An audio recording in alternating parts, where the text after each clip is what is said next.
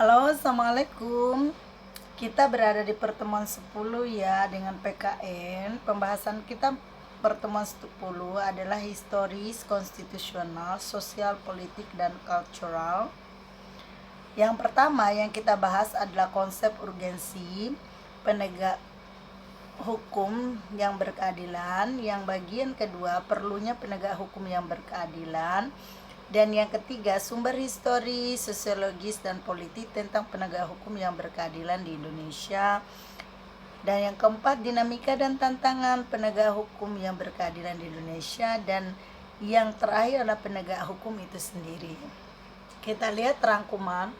Negara merupakan organisasi kelompok masyarakat tertinggi karena mempunyai wewenang untuk mengatur dan mengendalikan masyarakat, bahkan memaksa secara sah untuk kepentingan umum yang lebih tinggi demi tegaknya hukum.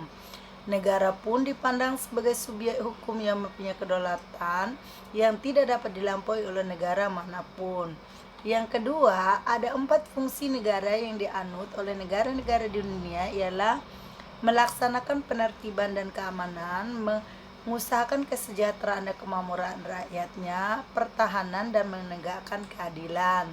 Kemudian, untuk menyelesaikan perkara-perkara terjadi di masyarakat secara adil, maka para aparatur hukum harus menegakkan hukum dengan sebaik-baiknya.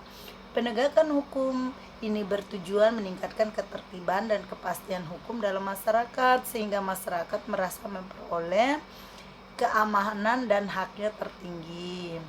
Kemudian dalam rangka terwujudnya sistem hukum nasional yang berlandaskan Pancasila dan UUD 45, pembangunan bidang hukum mencakup sektor materi hukum, sektor sarana dan prasarana hukum, serta sektor aparatur penegak hukum. Nah, pasal 10 ayat 1 Undang-Undang Nomor 14 tahun 1970 yang telah diperbarui menjadi Undang-Undang Nomor 48 tahun 2009 tentang kekuasaan kehakiman menyatakan bahwa kekuasaan kehakiman merupakan kekuasaan yang merdeka untuk menyelenggarakan keadilan guna menegakkan hukum dan keadilan. Peradilan umum merupakan peradilan bagi rakyat pada umumnya, sedangkan peradilan militer, peradilan agama, dan peradilan tata usaha negara merupakan peradilan khusus karena mengadili perkara-perkara tertentu dan mengalami golongan rakyat tertentu. Nah, kemudian pengakuan hukum di Indonesia masih menghadapi masalah dan tantangan untuk memenuhi rasa keadilan masyarakat. Penegakan hukum sangat penting diupayakan secara terus-menerus untuk meningkatkan ketertiban dan kepastian hukum masyarakat, sehingga masyarakat merasa memperoleh perlindungan akan hak-hak dan kewajibannya. Nah, hanya itu ya pembahasan kita di pertemuan 10. Terima kasih banyak.